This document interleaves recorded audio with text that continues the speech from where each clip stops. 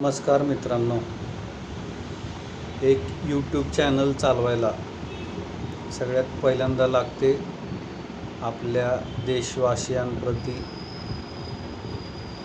आत्मीयता आणि येथील भूमिपुत्रांप्रती निस्सीम भक्ती।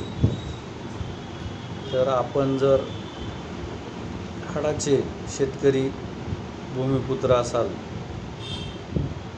तर कृपया लाईक, शेअर आणि कमेंट करायला विसरू नका।